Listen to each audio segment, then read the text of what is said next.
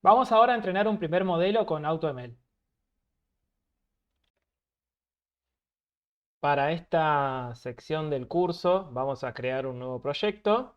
Eso lo hacemos aquí arriba. Nos vamos a crear proyecto. Yo particularmente lo voy a llamar Data Engineering. No va a pertenecer a ninguna organización. Lo vamos a crear. Lo vamos a seleccionar luego. Aquí en la opción de la derecha. Y vamos ahora a Vertex AI. Vertex AI los encontramos en esta sección de la izquierda, aquí arriba, porque yo ya lo estuve trabajando previamente, lo tengo pineado en la consola. Lo voy a seleccionar y como siempre, como es la primera vez que lo accedemos, tenemos que activar la API de Vertex. Así que eso lo hacemos aquí, si no nos va a habilitar las opciones dentro de la consola.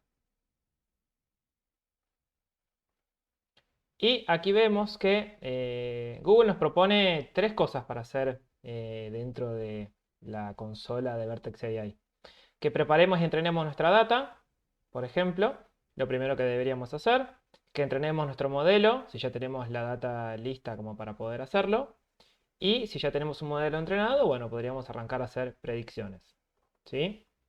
Aquí a la izquierda podemos ver todos los pasos generales involucrados en un flujo de trabajo común de Machine Learning, que van desde datasets, importarlos, ¿no? Preparar la data, trabajar con sus features, por ejemplo, etiquetar la data, si no está etiquetada, por ejemplo.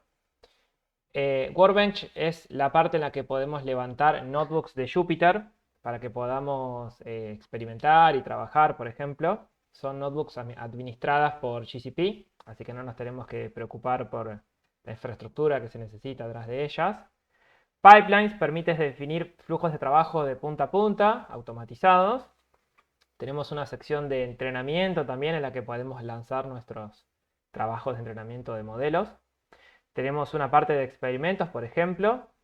Tenemos la parte de modelado, donde vamos a gestionar todos los modelos que vayan exportando a nuestros training jobs. Después tenemos una sección de endpoints, en la cual podríamos deployar nuestros modelos para poder hacerles consultas online. O, si no, la otra forma es que con los modelos que tenemos exportados podamos hacer predicciones de tipo batch. Así que ese es el panorama general, ordenado cronológicamente por GCP en el menú de la izquierda. El primer paso que tenemos que hacer es crear un dataset. Eso lo hacemos con la segunda opción de la izquierda. Y le damos a este botón azul de Create Dataset. Bueno, como vemos, como habíamos comentado en la parte teórica, lo que tenemos que saber para crear un dataset es el tipo de dato con el que vamos a trabajar. Así que como les había comentado, tenemos, por ejemplo, cuatro tipos de datos fundamentales para trabajar. Tenemos imágenes, en las cuales podemos hacer clasificación de imagen como la tarea principal con la que vamos a trabajar en este dataset. Podemos hacer clasificación de imágenes a nivel de multietiqueta, es decir, que nos prediga varias etiquetas de un conjunto de imágenes. Podemos hacer detección de objetos adentro de las imágenes, ¿no? Que nos indique con bounding boxes la ubicación de estos objetos y la seguridad que tiene, la confidence a la hora de detectarlo. O podemos hacer segmentación de imágenes en las cuales nos va a dibujar con colores a nivel de píxel cada área de la imagen a qué objeto corresponde. Podemos trabajar con datasets de tipo tabulares, ¿no? Con tablas, en las cuales podemos realizar, por ejemplo, tareas de regresión para predecir un valor o tareas de clasificación para predecir una etiqueta. Podemos también con los datasets tabulares hacer forecasting, ¿no? Cuando trabajamos con series de tiempo. Luego podríamos, si no, trabajar con texto, ¿no? Y igual que con las imágenes, podríamos a un documento dado predecir una etiqueta, ¿no? de cada uno de los documentos o predecir varias etiquetas con ellos. Podríamos detectar entidades, es decir, porciones de texto que nos resulten interesantes para nuestra tarea que estemos realizando. O finalmente podríamos hacer sentiment analysis, entender más o menos qué fue lo que expresó la persona a nivel de sentimiento, de satisfacción, digamos, con cada uno de los documentos con los que estemos trabajando. También podemos trabajar con video, ¿no? Y reconocer, por ejemplo, primero sobre qué trata el video completo, ¿no? O alguna toma, por ejemplo, del video. Hacemos clasificación en ese caso. Podemos reconocer alguna acción específica dentro de un video, como vemos aquí, justo cuando una persona está por embocar la pelota en el aro, por ejemplo, cuando está haciendo un gol en un partido.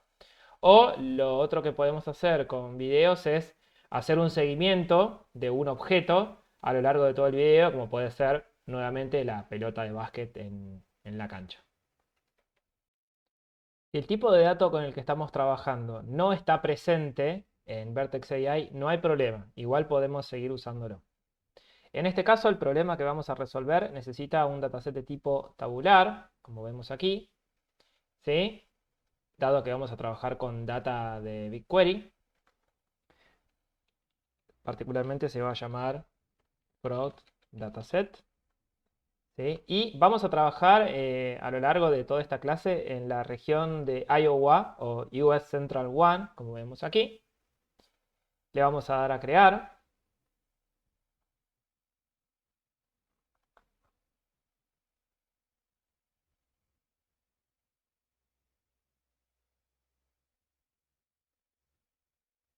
Y ya tenemos aquí el dataset creado.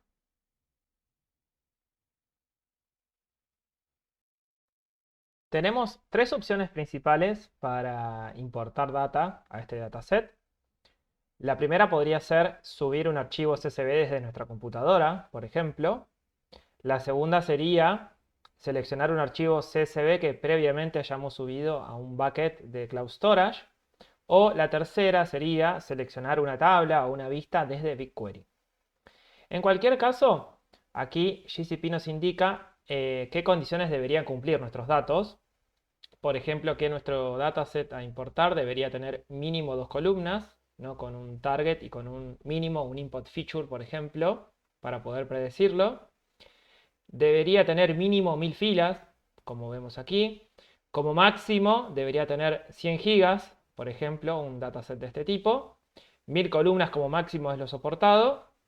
Y 100 millones de filas para un dataset de este tipo. Aquí nos indica, por ejemplo, que deberíamos tener acceso a la tabla de query que queremos importar para poder trabajar. Y particularmente con los archivos CSV nos indica que la primera línea debería ser la row de header, digamos, en la cual GCP va a deducir los nombres de las columnas para nuestro dataset. ¿Sí? Que no deberíamos tener CSVs de más de 10 gigas y que en todo caso si es más grande nuestra tabla, bueno, podríamos subirlo en bloques de a 10 gigas hasta completar los 100 gigas de máximo que tiene.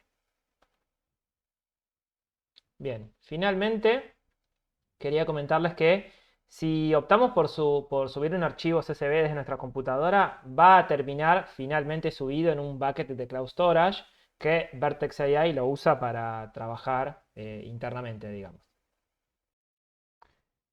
Para este caso en particular vamos a trabajar con una tabla de query, así que la seleccionamos aquí como la tercera opción. Y lo que tenemos que conocer de la tabla de query es su ubicación.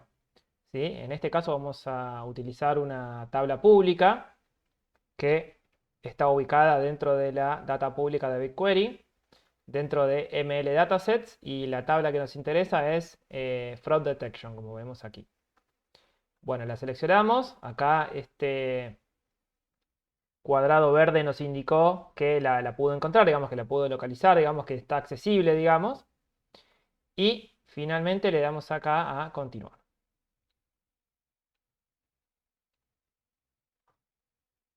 Bueno, acá lo que hizo Vertex AI fue incluirlo a nuestro dataset, ¿sí? Aquí nos indica, bueno, la fecha en la que lo importó, por ejemplo, en dónde está ubicado, ¿sí? Y nos dice que encontró 31 columnas, de las cuales la gran mayoría están en punto flotante, como vemos aquí, y tenemos una columna de tipo entera. Dado que es un dataset público, podemos, por ejemplo, ir a BigQuery y explorar un poco la data, hacer alguna consulta, por ejemplo. Este es el esquema con el que estamos trabajando, ¿sí? Aquí GCP nos indica las principales partes de BigQuery con las cuales podemos trabajar. ¿Sí? Este dataset particularmente, la mayoría de sus columnas van a ser valores en punto flotante porque fueron reducidas con PSA por una cuestión de privacidad, dado que es un problema justamente de detección de fraude. Tenía muchísimas columnas y fueron reducidas a una cantidad menor, digamos, de dimensiones. Así que no van a encontrar mucho más que valores en punto flotante y si la transacción fue o no fraudulenta, por ejemplo. El dataset con el que estamos trabajando, se los dejo indicado, es uno de los Code Labs de GCP y aquí nos cuenta que son particularmente 28 features que están en punto flotante, digamos, porque fueron reducidos con PCA para cuidar la privacidad de las personas involucradas en estas transacciones fraudulentas.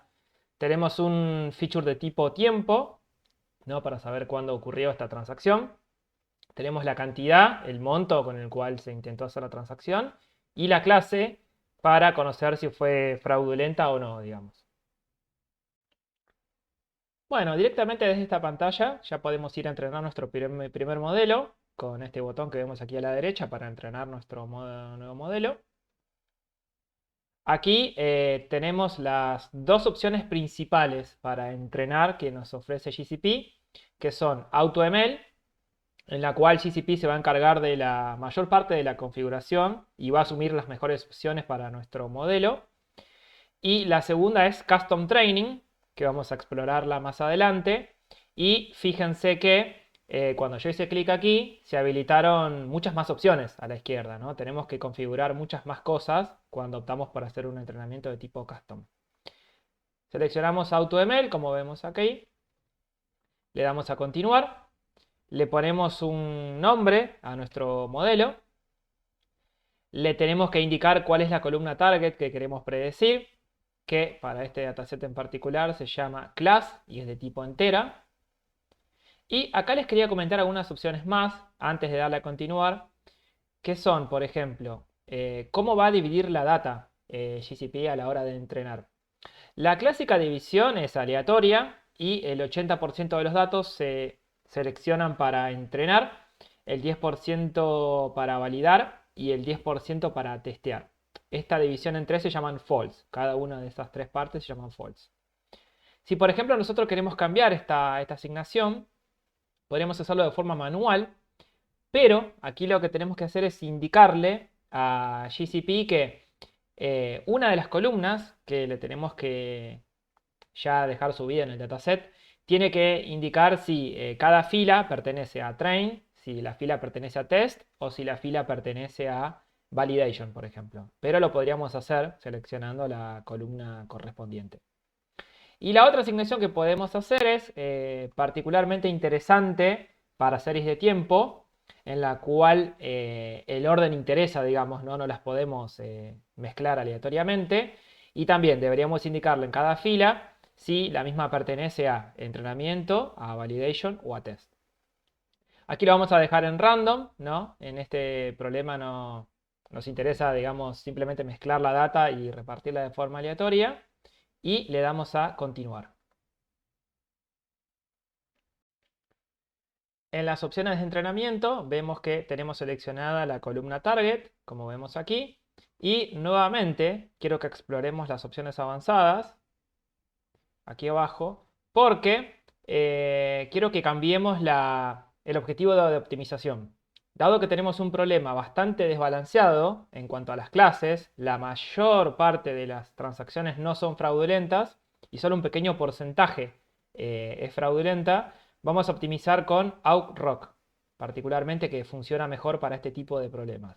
¿sí? Pero fíjense que podríamos optimizar para precision, para recall, ¿no? Para lo que necesitemos en nuestro problema en particular.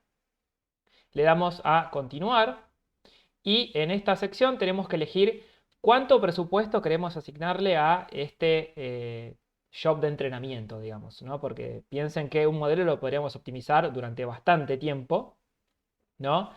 Entonces lo que hacemos aquí es seleccionar cuántas horas de cómputo le queremos asignar a nuestro modelo.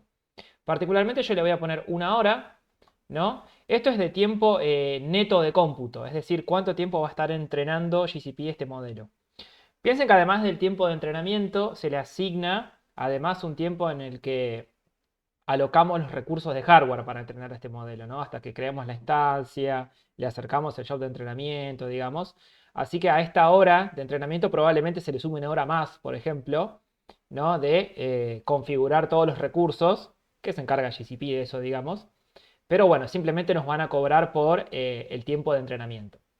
Y la opción que estoy seleccionando aquí también es la de hacer un early stopping, que significa que si la métrica que acabo de seleccionar para el modelo que estamos entrenando no se optimiza a lo largo de varias épocas seguidas, digamos, que lo detenga directamente, ¿no? Para que no nos consuma el resto del presupuesto en un modelo que no se está optimizando. Aquí le damos a empezar el entrenamiento y simplemente nos tenemos que quedar esperando un mail que nos va a mandar GCP en el cual nos va a avisar que este training job ya ha terminado. Lo podemos consultar aquí en training y podemos ver que ya se acaba de lanzar este training job, digamos, ¿sí? Podemos pasar a hacer otra cosa ahora. En el caso que tengamos algo mal configurado o que veamos que el training job no se está deteniendo o algún problema que tengamos, podemos ir a la derecha y en estos 3 puntitos seleccionar que lo queremos cancelar, digamos. En cualquier momento lo podemos hacer. Una vez que el training job termina, vamos a recibir un mail de este tipo que nos indica que el entrenamiento terminó de forma exitosa, que podemos ir a consultarlo y analizar la performance de nuestro modelo. Efectivamente podemos ver que el tiempo total de este job fue de 2 horas, aunque nos computaron solo una, que fue la hora de entrenamiento. Si accedemos a las métricas de entrenamiento, podemos ver cómo fue el proceso de entrenamiento de este modelo. Bueno, GCP nos dibuja un par de gráficas del Precision contra el Recall, por ejemplo, la curva ROC, ¿no? Podemos ver cómo van a responder distintas configuraciones de threshold para este problema de clasificación con el que estamos trabajando. Nos va a dibujar también una matriz de confusión, como vemos aquí, donde podemos ver que el 80% de la clase positiva fue capturado por este modelo, que fue lo que más nos interesa, ¿no? En un problema desbalanceado como este tipo. Y nos muestra también un feature importance para conocer cuáles son los predictores más interesantes que utiliza este modelo. No son muy descriptivos en este caso porque son variables reducidas mediante PCA, pero bueno, en el caso de tener features un poco más descriptivos, podemos saber cuáles son los features que nos interesa trabajar para mejorar la performance de nuestro modelo. Si estamos satisfechos con la performance a la que llegó nuestro modelo, lo que deberíamos hacer a continuación es ir a deployarlo. Es la segunda opción que tenemos aquí, Deploy and Test, en la cual aquí nos indica GCP con un botón azul que podemos deployar este modelo a un endpoint. Un endpoint es esto que les comentaba de un conjunto de infraestructura, de recursos de infraestructura, digamos, que permiten que nuestro modelo responda a predicciones detrás de una API, digamos. GCP se va a encargar de la gestión de todo esto, lo va a monitorear y nos va a avisar ante algún problema que encuentre. Hacemos clic aquí, le ponemos un nombre a nuestro endpoint. Va a estar ubicado en la región de Iowa o US Central One, ¿sí? Le damos a continuar. Aquí nos consulta GCP cuánto tráfico queremos que reciba este modelo. Esto es para cuando tenemos, por ejemplo, 2 modelos detrás de un endpoint y queremos que se le asigne la mitad del tráfico para uno y la mitad del tráfico para otro, por ejemplo. o si queremos escalarlo ante una subida de tráfico, por ejemplo, digamos.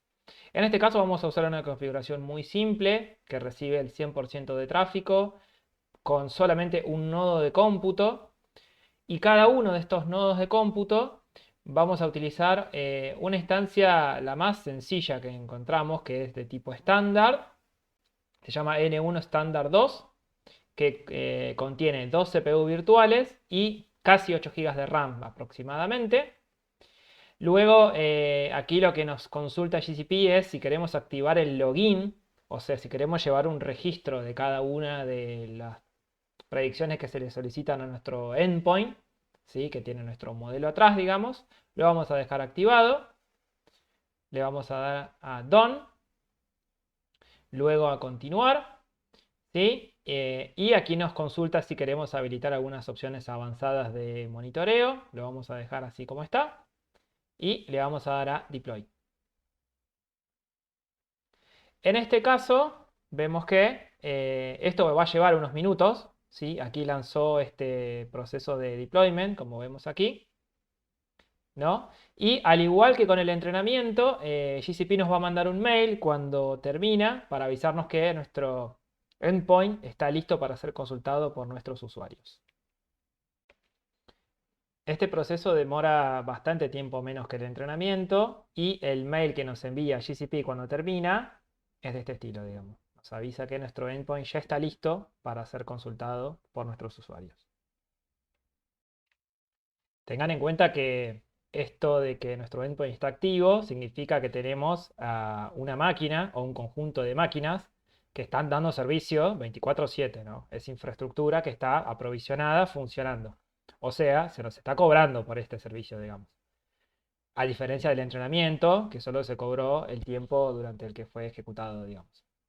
Si queremos, por ejemplo, eliminarlo para que no nos genere costos, lo que tenemos que hacer es, en este endpoint que vemos aquí, nos vamos a los tres puntitos y seleccionamos Undeploy Model.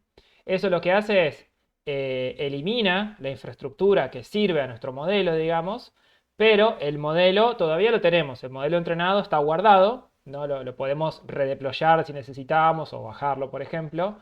Así que si hacen clic aquí, les va a avisar que esto no va a borrar el endpoint, pero sí le va a quitar el modelo. Entonces nos queda el endpoint, que es la infraestructura, pero no tiene ningún modelo deployado en este momento. Así que lo que tenemos que hacer para finalmente eliminarlo es, nos vamos hacia endpoints, aquí a la izquierda, y este endpoint que tenemos aquí, que actualmente no tiene ningún modelo deployado, lo que tenemos que hacer es seleccionarlo y borrarlo para que ahora sí elimine la infraestructura que está detrás de este endpoint que nos permite servir el modelo. Una vez que lo borramos, ahora sí no se nos está cobrando por nada de lo que estuvimos haciendo en este tutorial.